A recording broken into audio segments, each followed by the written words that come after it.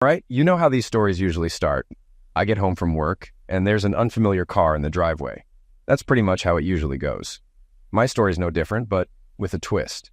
The difference is that Chrissy genuinely cares about me and would do anything to protect me.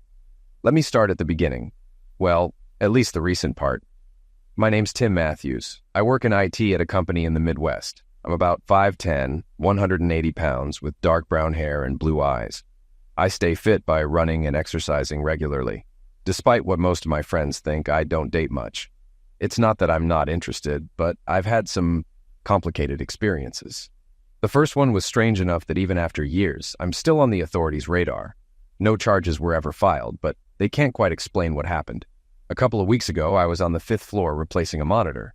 The old one seemed fine, sharp screen, great graphics, no issues. But I swapped it out anyway because the ticket said the user was having trouble. The woman watching me work said, "Okay, I know there's nothing wrong with my monitor. Why did you replace it then? You could have been done in 5 minutes." "Well, miss," I trailed off, checking the service ticket. "It's Miss Henderson," she corrected. "Elaine, but you can call me Laney." Her tone had a bit of flair, like she was delivering a line from a Bond movie. "Laney, my ticket says you requested a swap because your monitor was having problems. But it looks fine to me. Maybe it's a situational issue that only happens at certain times. I didn't want to haul it to the workshop. If you're happy with a new one, I'll leave it here and mark the old one as usable. No judgment, no questions, just trying to help." "Wow, that actually makes sense," she said. "Maybe the rumors about IT aren't all true. But what if I already knew there was nothing wrong? What if I went through all this just to ask you one question?" "Must be a good question then," I said, turning to look at her. I almost stumbled. She was tall and slim, but with curves in all the right places. Her wild curls spilled over her shoulders, and when she took off her glasses, I nearly got lost in her sea green eyes. She flipped her hair back like she was in a shampoo commercial, biting the end of her glasses to show off her perfect smile. For a second, I thought I was in some sort of music video. Then she asked, "Why don't you want to go out with me?" It hit me like a ton of bricks. I couldn't breathe for a moment.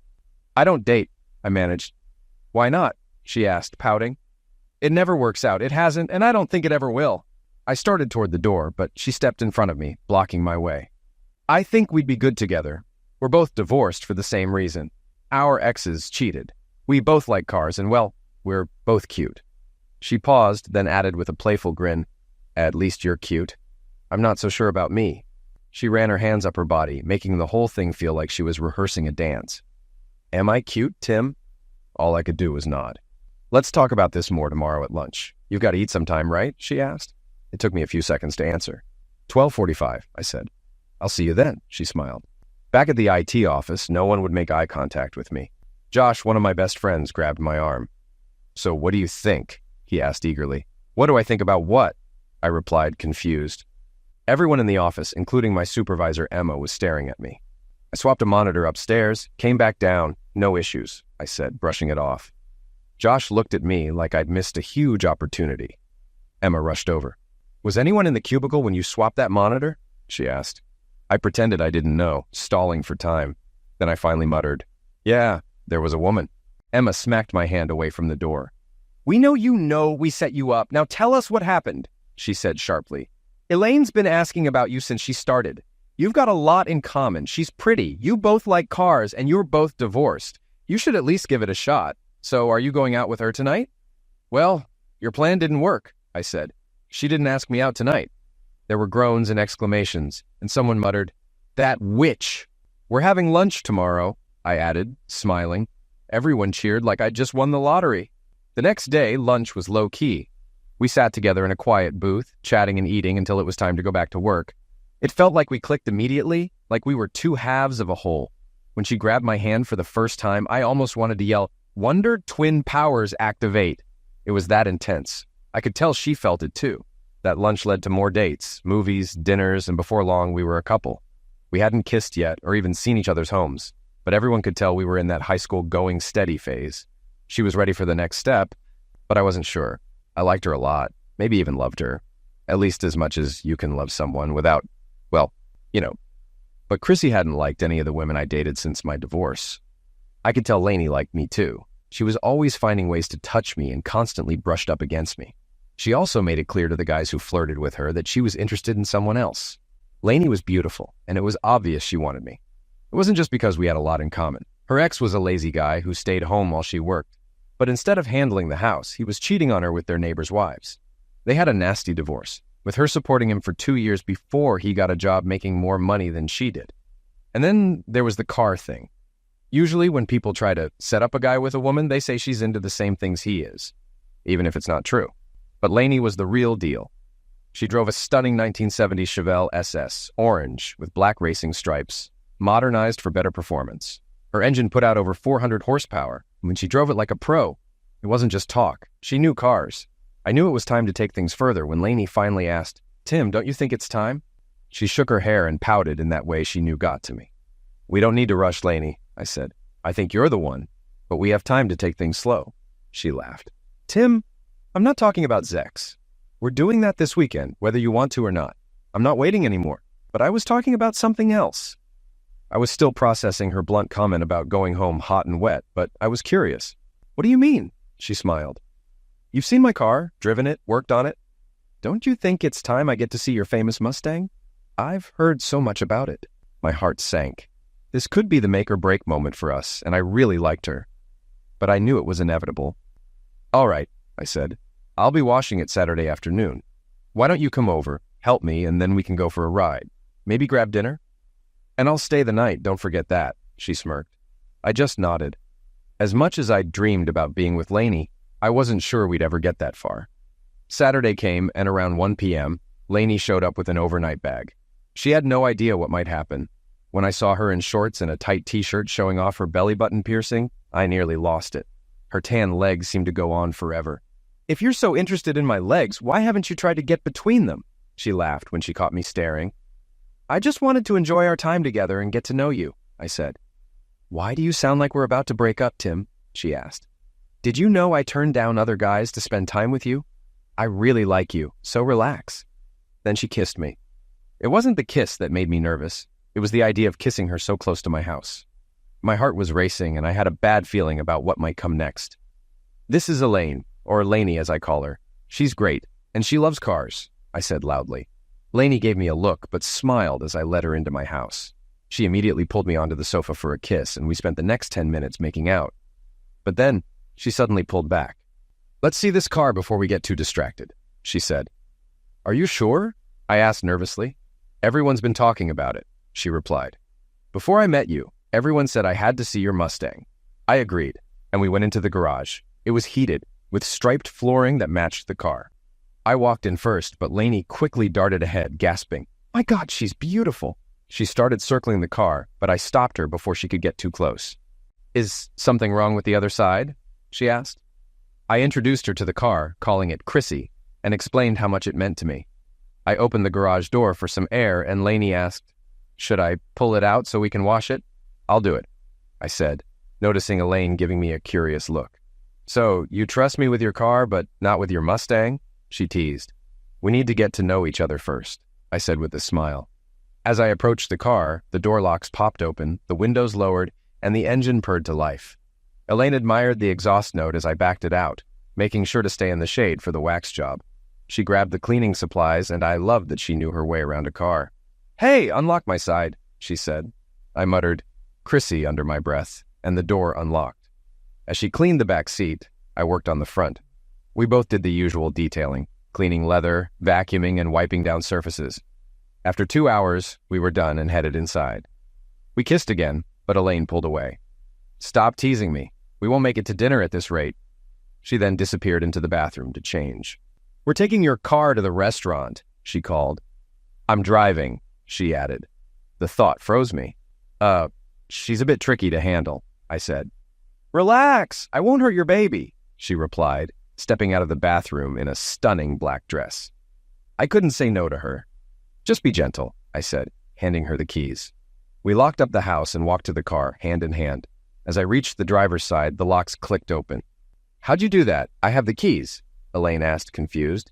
"Is it some kind of sensor?" Yeah, something like that," I said. I opened the door for her, and she settled into the leather seat. "Wow, this feels amazing," she said. "Like the seat's molding to my back. It's almost like I'm wearing the car instead of sitting in it." "Yeah, good seats do that," I replied. Elaine turned the key, but nothing happened. "Do you have an ignition problem?" she asked. Chrissy, I said, giving her a playful look. Come on. Don't blame her, Elaine said. Maybe I didn't turn the key right. She tried again, and the powerful V8 roared to life. The whole car vibrated, and she smiled, leaning over to kiss me. I love that sound, she said. I was in heaven. I loved Elaine, and it seemed Chrissy had finally accepted her. A miracle in itself. Chrissy had never gotten along with anyone before. After a nice dinner, we were driving home when a near disaster occurred. Elaine and I locked eyes for a moment, and in that split second, she looked away from the road. Everything slowed down, and before we could react, we were heading straight for a semi. The truck driver braked hard, but it was still too late. The wheel jerked to the right, and the car swerved so sharply we almost tipped over. We missed the truck by inches. Stopping on the shoulder, we sat there, hearts pounding, while traffic went on as usual. Elaine's eyes were wide. We should be dead, she said. It's my fault. I took my eyes off the road. But we're fine, I said. No harm done. You're a great driver. You saved us. Elaine looked at me in disbelief. I didn't do anything. I froze. The wheel turned on its own. She paused, studying my face. It's like the car was doing the driving. I didn't answer, just let the sound of the engine fill the silence. She put the car in gear and drove us home, but she didn't say much after that. When we reached my garage, she patted the car's hood, then kissed it. Good night and thanks, she whispered. Inside, I could sense something was off. Maybe it was the close call, but I decided not to overthink it. I took off my jacket and sat next to her on the couch. There was no way we were having intimacy tonight. Want a glass of wine? I asked. How about the truth? She replied, a serious tone in her voice. I always tell you the truth, I said. There's a big difference between not lying and telling the truth, she said, looking straight at me. I've been wondering all day why you named the car after that ditzy character from Three's Company, but that's not it, is it? Chrissy isn't voice-controlled, is she? I shrugged and shook my head. Chrissy, as in Christine, she said, her eyes piercing. I nodded. Elaine grabbed my arm and pulled me close. She shivered, more from the tension than the cool air. I grabbed a blanket and we cuddled on the couch. I'm going to tell you everything, I said.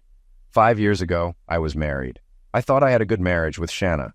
We'd been together for 8 years. Great jobs, no kids, but it felt like a blessing. We met in college and I could never figure us out. I was a nerd, she was the cheerleader, the most popular girl on campus. She had guys falling all over her. I didn't belong in her world. She was beautiful, blonde, blue-eyed, with everything that made her a perfect all-American girl. Her roommate, Sarah, was in my English class and we worked on a report together. Sarah also did Shanna's homework. Shanna had others do everything so she could focus on her social life. Sarah and I were working on our English assignments when Shanna came in, just back from a beach date with some guy. She dropped her cover up and started undressing without noticing I was there. Though looking back, maybe she did. Shanna loved showing off her body. She had large bosoms, not in a fake way, but enough to look out of place on her small frame. It was hard not to notice. Oops, sorry, she said, covering up. I didn't expect Sarah to have company. I just turned away and went back to studying. The mood had shifted, though. Sarah kept looking at me, like she was trying to figure out if I saw her differently now that I'd seen Shanna nearly without clothes. A few days later, Shanna called me about her laptop not working. Since Sarah had mentioned I was a computer science major, she hoped I could help. I suggested she take it to the store or the campus lab, then quickly ended the call. The next day, Sarah showed up at my apartment with a batch of cookies. It was strange, but she suddenly seemed to see me as special. Maybe because I was the first person who had refused to do something for Shanna. Truthfully, I was intimidated by Shanna. I couldn't imagine she'd ever notice someone like me. It was like those guys who dream of owning a Ferrari but settle for a cheap car they try to trick out to look like one.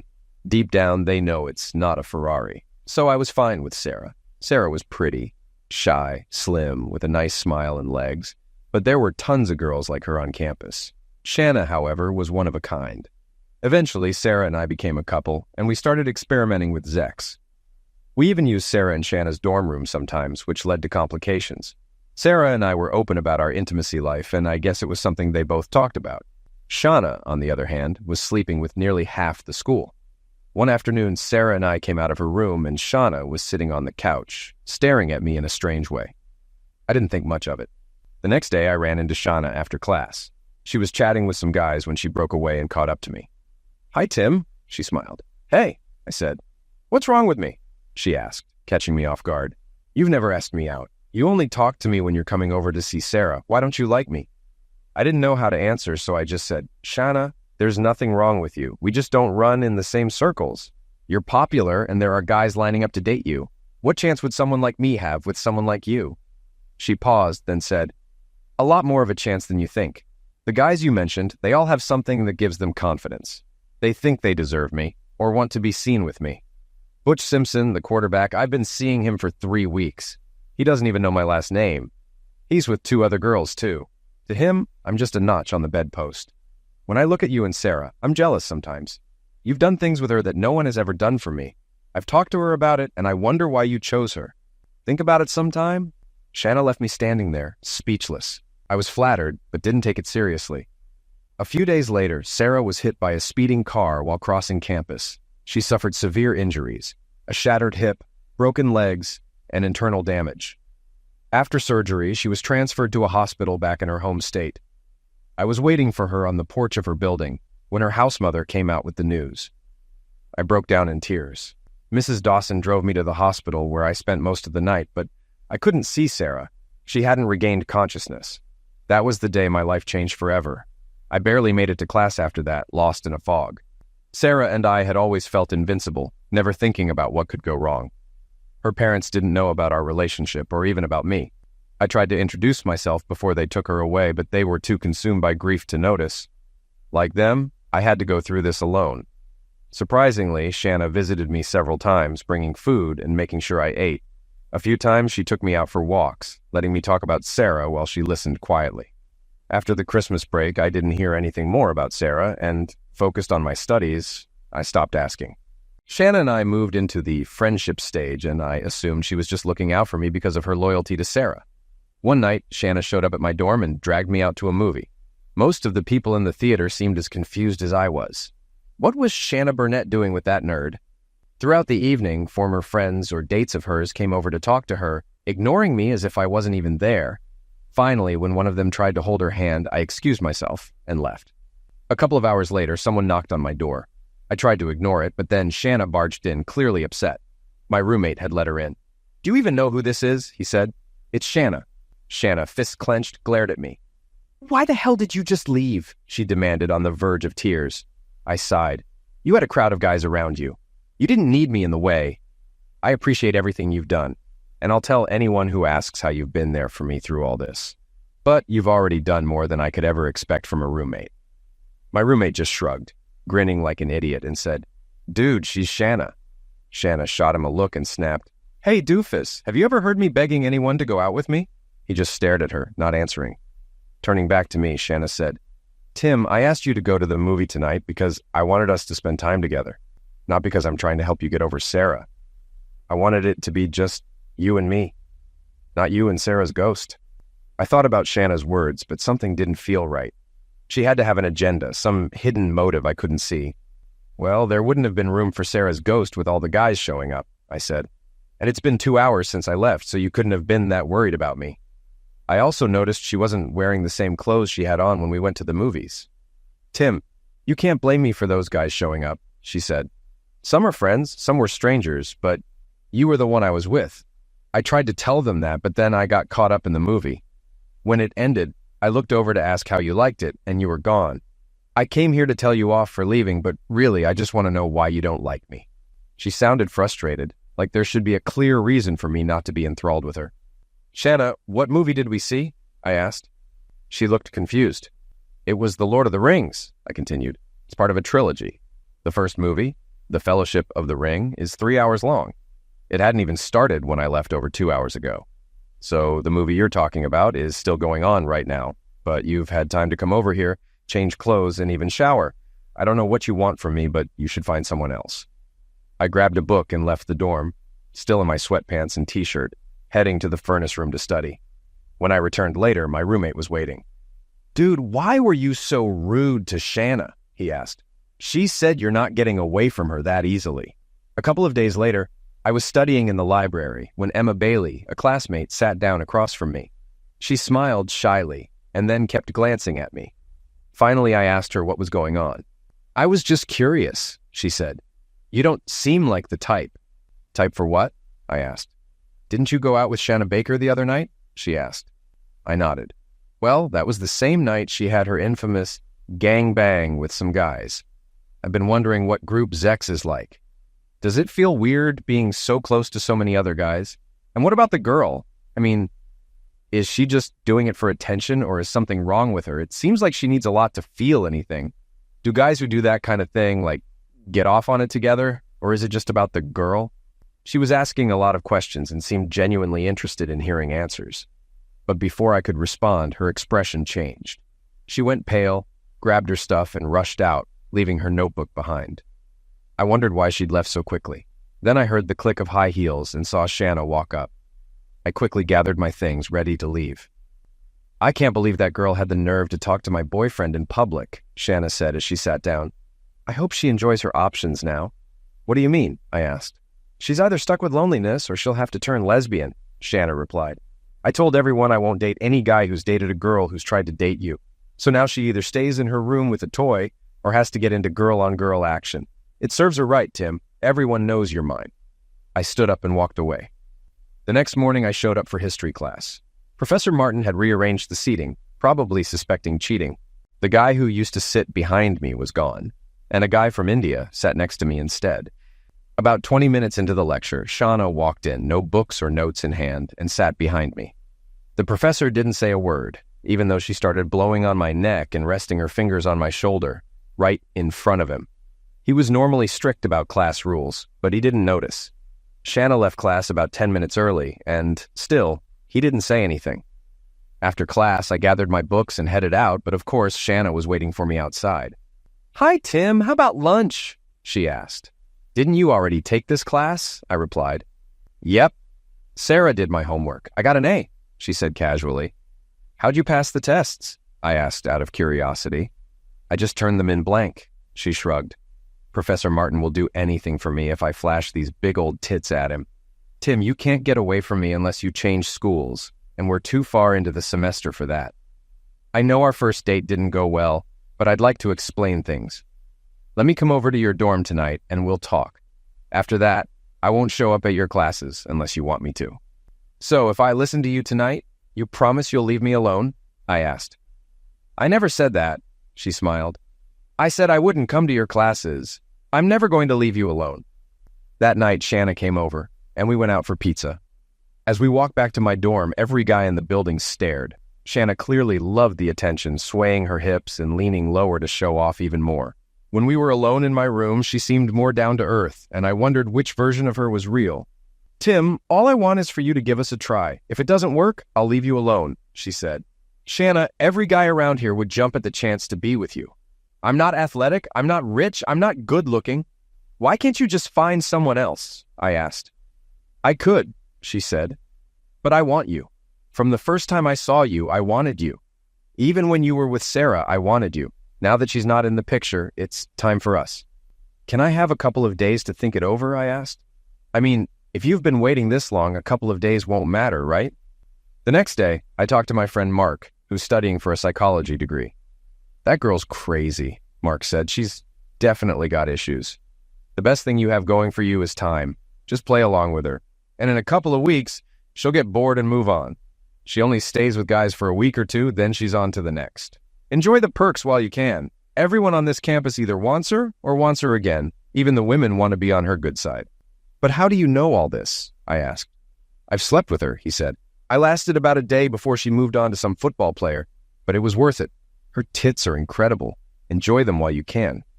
But why can't she just move on already? I asked. Because, man, you're the one that got away, Mark said.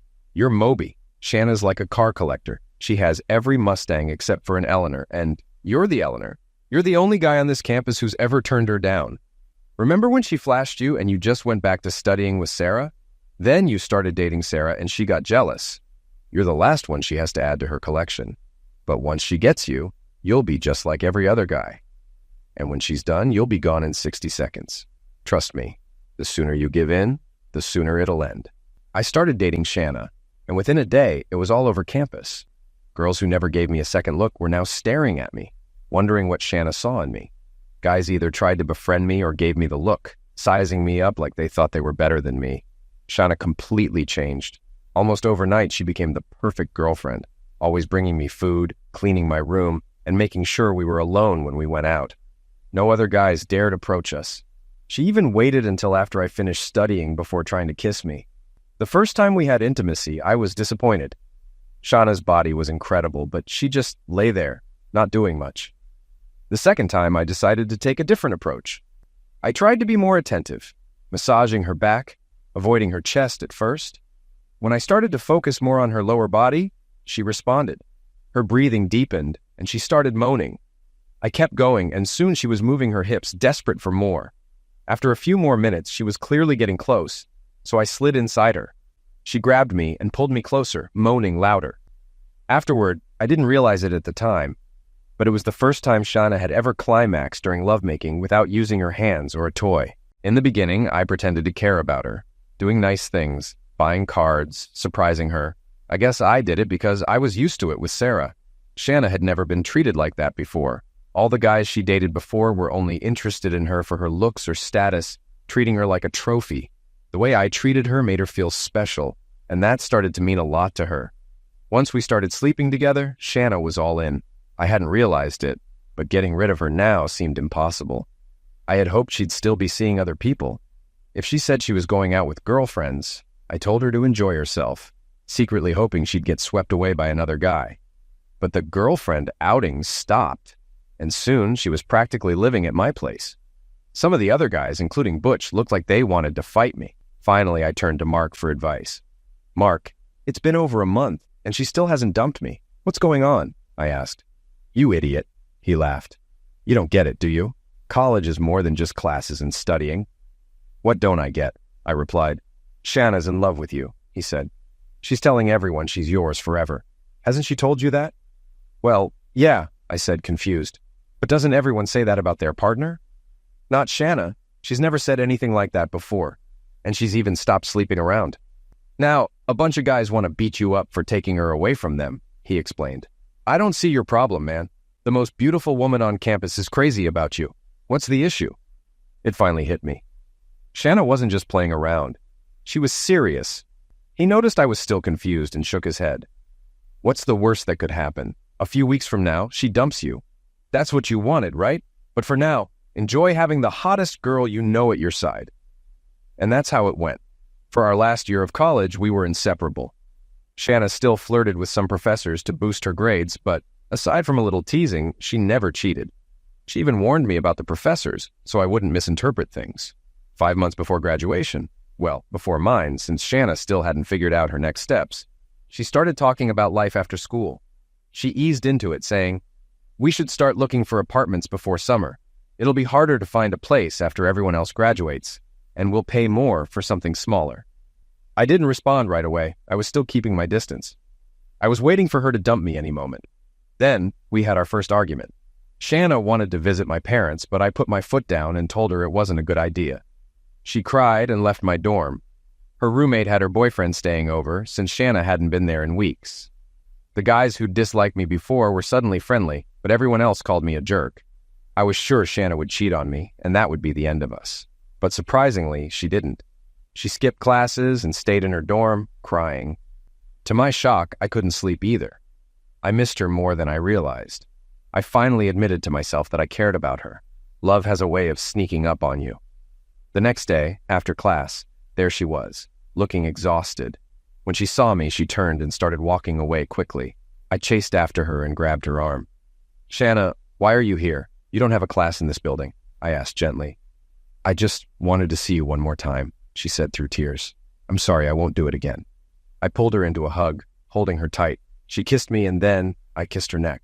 She pressed herself against me, and before I knew it, we were lost in each other, so caught up that I didn't even notice the crowd watching us. "Anytime, anywhere, I'm yours," she said. My parents ended up loving her, especially my dad. My mom took a bit longer, but she came around. We got married before I graduated. We went through the usual adjustments, but some things were different. People often stared at us, especially in public places, but we managed. I found a great job right after graduation, and Shanna, after a few years at home, took a job in customer service. She was fantastic at it. Customers would forget why they were upset just by seeing her. 4 years into our marriage, we started trying for a baby. Our intimacy life had always been active, but now it had a purpose. Unfortunately, it didn't work, and after seeing several doctors, we learned Shauna couldn't have kids. That news hit her hard. She seemed to change overnight, dressing more provocatively, almost like in college, drawing attention again. When I asked about it, she cried and wouldn't say much. I could tell it was an emotional breakdown from the news, but I didn't know how to help. I went to a therapist who explained that her actions were likely a way to cope with her feelings of inadequacy. A woman's sense of self often includes the ability to bear children, and losing that possibility made her feel less than other women. So she sought validation through her appearance, trying to prove she was still attractive. I didn't understand it, but I didn't say anything because by then I loved her so much that I'd do anything for her. Then came the moment I had once hoped for, but now dreaded. About a year after learning she couldn't have kids, I caught Shanna with another man. A guy from college was on the couch with her when I walked in. I froze for a moment, unsure of what I was seeing. Shanna was lying there, completely detached, while the guy was grinning, but she looked indifferent, almost like she was zoning out. He said, "I'm about to finish. Should I pull out?" "It doesn't matter. Just hurry up," she answered, her voice flat. "Oh, it matters," he replied. "Your husband wouldn't like it if you got you pregnant." "Get off me, you jerk," she snapped. "Tim's a real man. I don't even know why I'm doing this with you. You can't even make me finish. Get out of my house and don't come back." He quickly got dressed and left, driving over my lawn and leaving ruts. But the lawn didn't matter. I sat next to her and she looked up at me, still crying. "Oh no," she gasped, realizing I'd seen everything. "I'm just packing a few things and getting out of your way," I said, more hurt than I expected. I never thought I could truly love her, but I did. I'd always felt like she was the only one who could want me, and I'd convinced myself it was enough. But now, it was time to leave. I spent the night in a cheap motel, $49.95 for a bed and walls, but that was it. The next day, Shanna was waiting for me outside my office. She wore jeans and a sweatshirt, trying to look unremarkable, but she was still stunning. Her eyes were swollen from crying. Everyone in the building stared as I walked past her without saying a word. My boss sent me home, probably to avoid the awkwardness, though I think he just wanted to make her feel better. I finally agreed to go home and hear her side of the story, but when I got there, she undressed off her clothes and jumped on me. "Back off, Shanna. We're here to talk, not to screw," I snapped. "I love you, Tim," she said, looking desperate. "You're the only one who truly cares about me. The others just want to get their hands on me, but none of them ever think about me as a person. They only want to use me." "That's why I was drawn to you," I replied. "When I first saw you with Sarah, you barely even acknowledged me. It was so different from the way other guys acted. I was turned on by the fact that you didn't react to me the way everyone else did. I almost wanted to sleep with you right there." Shanna looked down, biting her lip. I didn't know then what she was holding back. "I couldn't believe it," she confessed. "I was the hottest girl on campus, and yet I was jealous of Sarah. All these important guys would follow me around, desperate to please me, but I was obsessed with you, the nerd." She paused, gathering her thoughts. "After Sarah's accident, I decided I had to have you. It took some time because you were so stubborn. But eventually I got you in bed, and it was better than I ever imagined. Then when you stopped wearing those thick glasses and let me dress you, I realized you weren't bad looking at all. And that's when I really fell for you, Tim." Shauna looked at me, her eyes full of pain. "There's no one else I want to be with. No one I love except you. But when I found out I couldn't have kids, I started to feel empty, like there was something missing inside me. I looked at my life and realized that without you, I have nothing. In the past, I could have any guy I wanted, but you've never been someone I could control. I started wondering if any man would want me now that I can't have children. I'm just a woman who can't fulfill that purpose. I felt like I'm nothing more than an object. But when that guy started talking about you, I realized that no matter what I think of myself, I love you and you love me. Maybe that's my purpose, to make you happy." It was a heartfelt speech, and I thought about it for days. I stayed at home that night, but in the guest room, not ready to face her. It took weeks to regain any intimacy, and months before I could truly say I loved her. But the power dynamic had shifted. A couple of years later, everything changed again. Shanna ran into Butch, the quarterback from college. He was a mess, fat, out of shape, and married to a woman he didn't want. Shanna was initially shocked by how he had let himself go, but Butch had a way of drawing her in, even if the Zex didn't thrill her. It was more about control for her than anything else. At first, I didn't know what to think.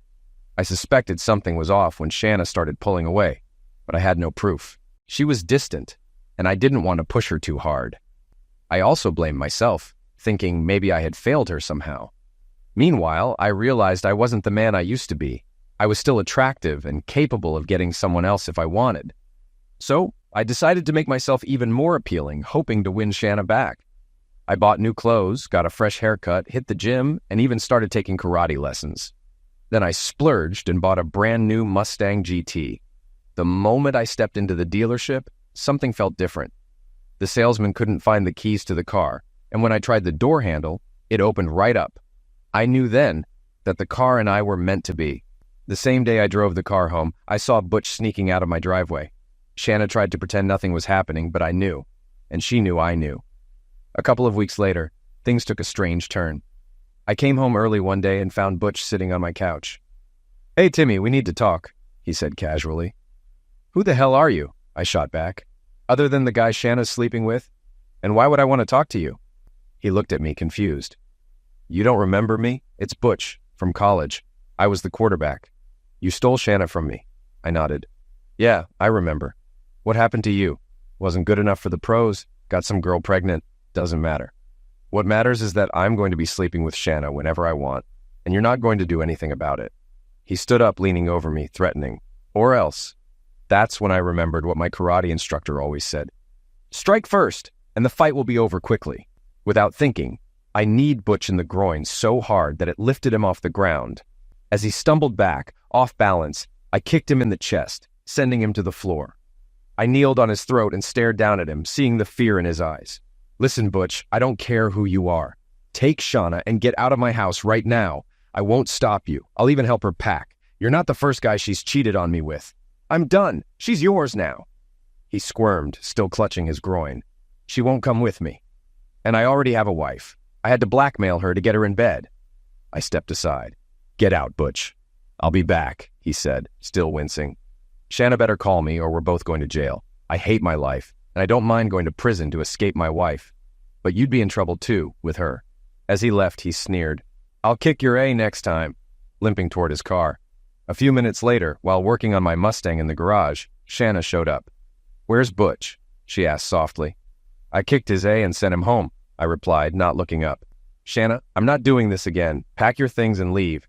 You can go live with Butch and his family. But I'm done." "Didn't Butch explain it to you?" she asked, already in tears. "This isn't like last time. I love you, Tim, but I'm stuck. I have no choice right now. I'll figure it out as soon as I can." "Shanna, what does Butch have on you that's worth throwing away everything we've built?" I asked, now genuinely curious. She couldn't meet my eyes and changed the subject. "What are you doing to the car? Can we go for a drive?" I almost didn't notice, but when she reached for the door handle, it clicked open. I thought it was just a glitch with the car's locks. "Shanna, what's going on?" "Butch said if it gets out, you both face jail time. What's so bad? Did you guys sell pills in college or something?" "Tim," she whispered, "if I thought you'd wait for me, I'd go to jail. But I'm more scared of you finding out than anything else. If you can't tell me, then we don't have a marriage. I'll file for divorce. You can have the house and your car. I'll take mine and find somewhere else to live. You and Butch can have this place." She ran into the house, slamming the door, crying loudly. I decided to drive to clear my head. I loved her, but I was done feeling helpless. When I tried to get in the car, I realized my keys were still in the ignition, but the doors were locked. I thought I might have a short in the wiring. Then, to my surprise, the doors unlocked, and the engine started without me doing anything. I told myself it was just a glitch, but I had a strange feeling about it. I backed the car out of the garage, and as I did, Shanna ran outside. "Please don't leave me," she begged. The doors clicked shut as she got close. "Tim, please give me a couple of days. Let me explain," she said. I looked at her, my heart aching, but I had to hold my ground. "You have 2 days, Shanna. No contact with Butch. You sleep in the guest room. If we don't talk by then, I'll take it as you're not ready to give him up. Then I'll let you go and I'll be free." "Where are you going?" she asked. "Just for a drive," I said. "Can I come?" she asked quietly. Before I could answer, the window automatically rolled up, and the car started backing down the driveway. She turned and walked back into the house, looking as if her world was falling apart. "I can't stand her," I muttered aloud to no one as I drove. "I've given her everything she could ask for, loved her completely. And how does she repay me? She cheats on me every chance she gets. Maybe she's just not the faithful type, at least not to me. She's so beautiful, and yet it tears me apart every time she does this. But this time is different. Does she really expect me to believe this story about Butch blackmailing her? I think they're both in on it. She just wants to be with him openly, without hiding. It's like she's rubbing it in my face, knowing she can't control me anymore. 2 days later, Shauna came to me with a solution. She suggested we meet with Butch and offer him money to walk away, and if he refused, we could leave town together. The second part of her plan was marriage counseling. She claimed she loved me and wanted to fix things. She'd been miserable, and I could see she was sincere, so I agreed. When Butch showed up, my stomach dropped. He wasn't nervous. He was smirking, like he'd already won.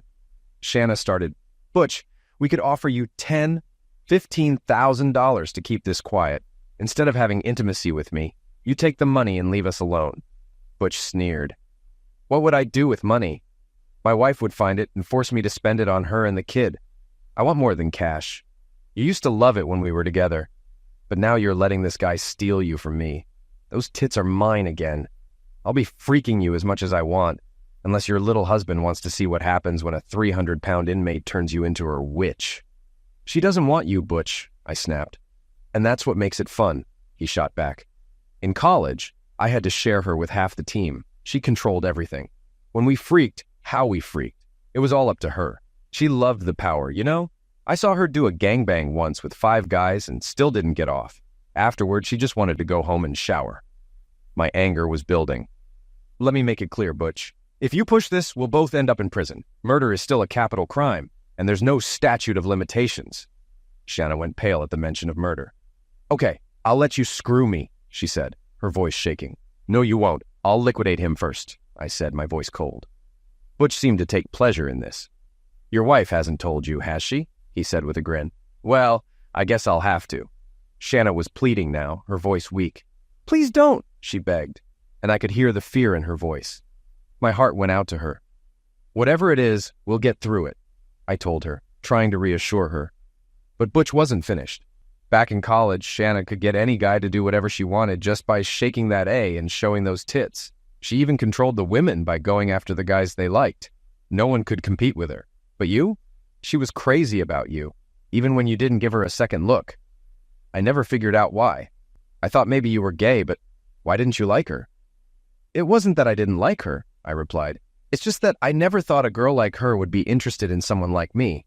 So I went for girls who seemed like they'd actually give me a chance. It didn't make sense to go after something you have no shot at.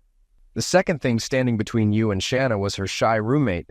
I can't even remember her name, but Shanna actually asked her to give you up.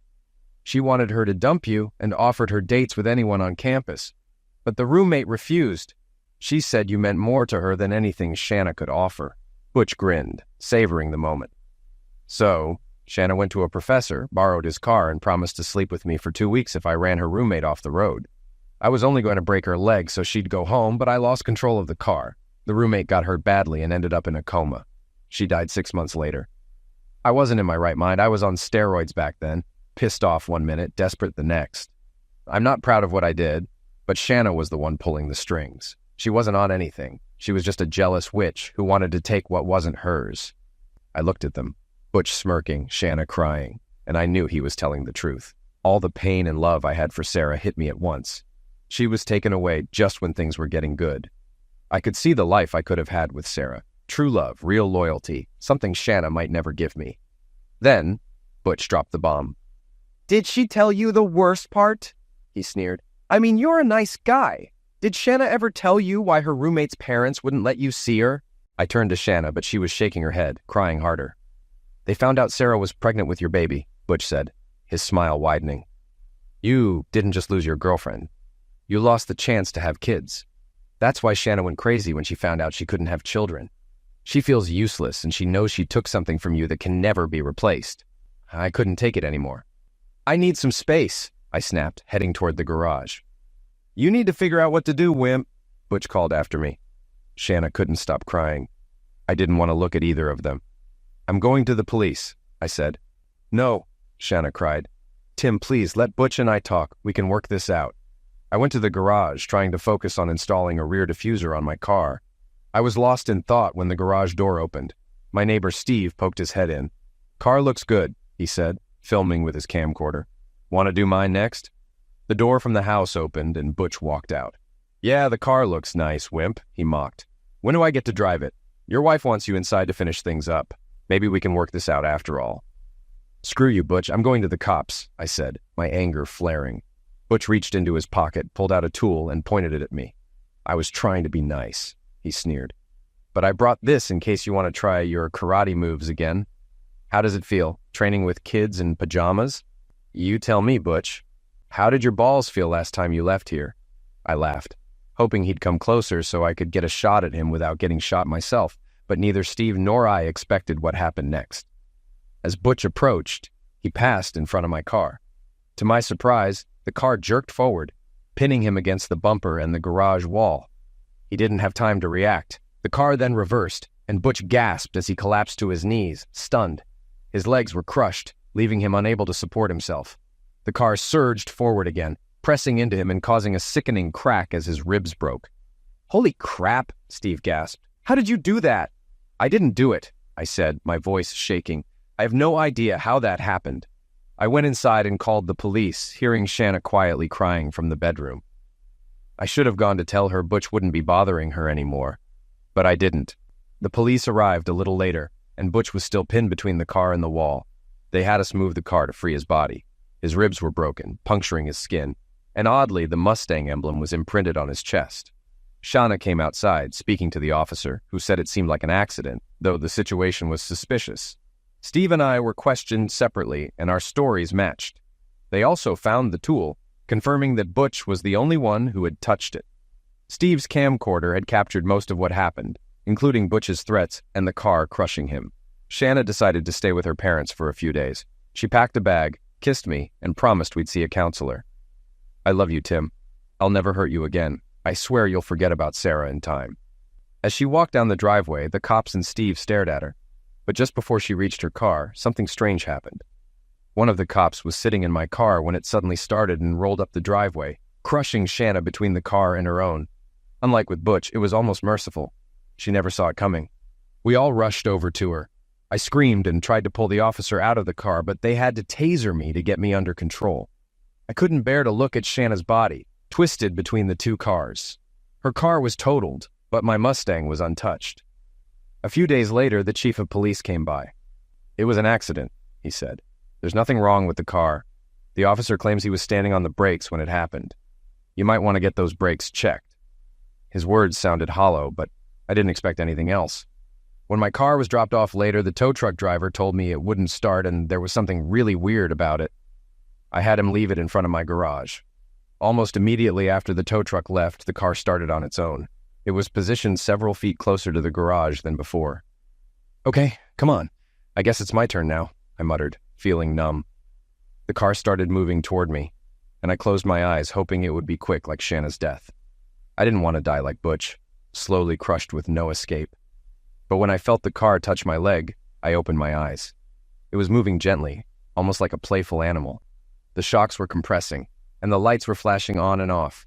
I got in and the engine started immediately.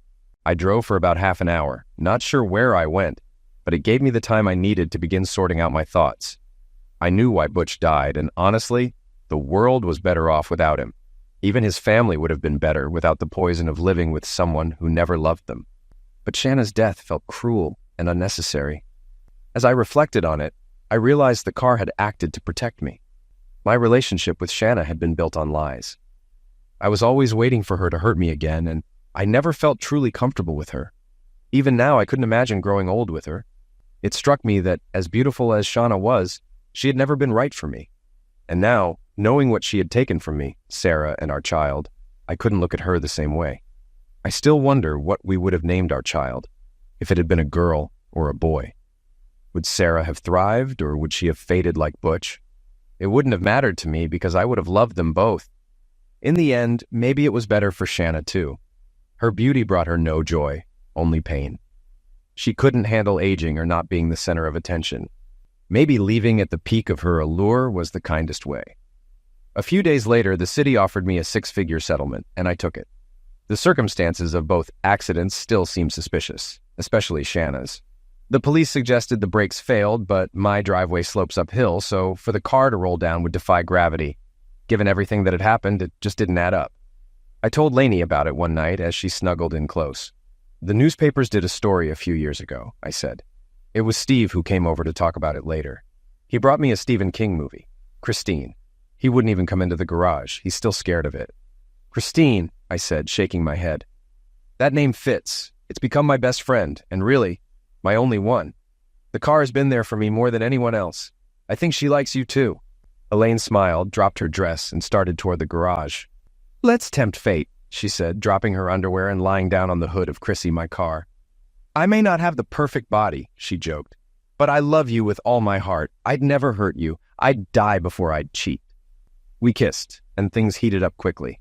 Before I knew it, we were making love on the hood of my car. As we both reached the peak of pleasure, I suddenly realized it wasn't just Elaine who was part of the moment. Chrissy's engine purred to life, and the vibrations sent us both over the edge. Elaine pulled away, letting the last of my release land on the hood. We're sharing you, she laughed. Both of us, me and Chrissy. 5 years later, we've been married for 4, with a 2-year-old daughter, Krista. Whenever she can't sleep, she runs to the garage, curls up in Chrissy's back seat, and drifts off to the sound of the engine's hum. It's where she was conceived, after all. So, you see, I wasn't lying. There's always been a strange car in my driveway. It's just mine.